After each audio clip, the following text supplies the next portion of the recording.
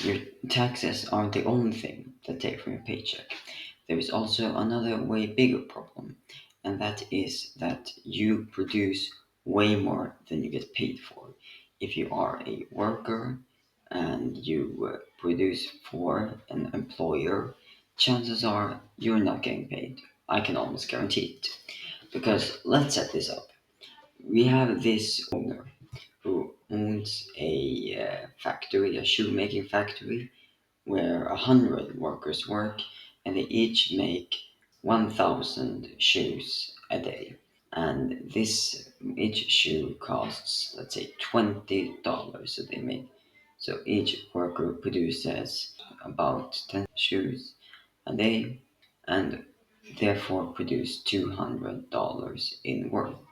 However, they only make $10 an hour because the owner also have to make a profit. You can't pay the workers for the entire thing they produced because then you get no money. The employers have to underpay the workers in order to earn money. This is because of the capitalist system we live in, where certain people have to work for others, and the ones who are working are being exploited by a very small owning elite. These elites, they have all these workers who work for them, and they don't really produce anything to society. Their work isn't really that productive. They aren't actually the ones who stand in line and produce the shoes. They aren't the ones who make the clothes. They aren't the ones who make the iPhones. The workers are the ones who do that, but they still make money. So we have this group who, despite not really doing any productive work towards society, still makes a ton load of money. And then we have this other way larger group, the workers, who actually produces stuff towards society, and they make some money, but they don't really make that much. So basically, we have some capitalists, people who own a lot of capital, people owners who own factories and corporations and other places where produce stuff. And then we have people who work at these places, the workers, and they are the ones who actually produces the value in the items that are then being sold. However, the workers don't get paid for the entire product they make. They only get paid usually about half of the product's worth. Meanwhile, the capitalists take the other half. So what this means is that pretty much every rich person, really rich person, haven't actually earned their money. They haven't actually worked their way to it. Even if they worked a lot, they aren't the ones who have actually produced all that stuff. Do you really think that Jeff Bezos has produced $200 billion worth of products on his own? No, of course not. He needed the help of his workers. And the workers don't get paid nearly as much as him. And the thing is, the capitalist in this system or in the socialist system isn't really necessary. Because do you really need a big boss who owns the company and just takes all of your paycheck? No, you don't. You can work together. Workers can cooperate with each other and form co ops, or the state could take over and share and give all of the profits, all of the earnings towards the workers equally. This would be way fairer than having some boss who takes all of your paycheck. The boss doesn't actually produce anything, he only takes a part of your paycheck if you are a worker.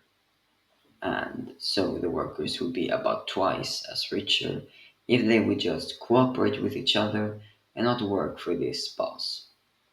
I think that's the way society should be organized in a socialist way. That's called, yes, that's right. I am a fucking commie. So what? I think that workers should get what they produce.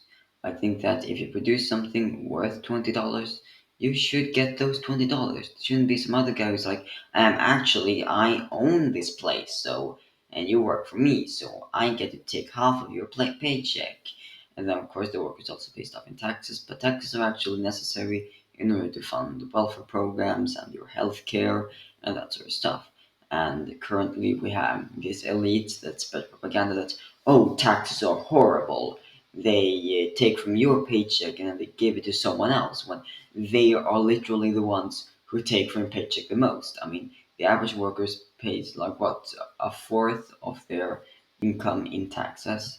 So half of their income is already taken by the boss they work for, and then a fourth of what they are left with are taken in taxes. In total, the worker only gets 37.5% of what he or she has produced. Meanwhile, the owner gets 50% and the government gets 12.5%. I think that the big thing here that takes from paycheck is not the government and the taxes, it's the employer. If you didn't have the employer and you still paid the same amount in taxes, you would get 87.5%. You get to keep 87.5% of your salary. And I think that's a really good deal compared to the 37.5% you probably get currently. I mean, I don't really know who you are, like I don't know you, so you might not be a worker, you might be an owner for all I know, and you might be unemployed or whatever.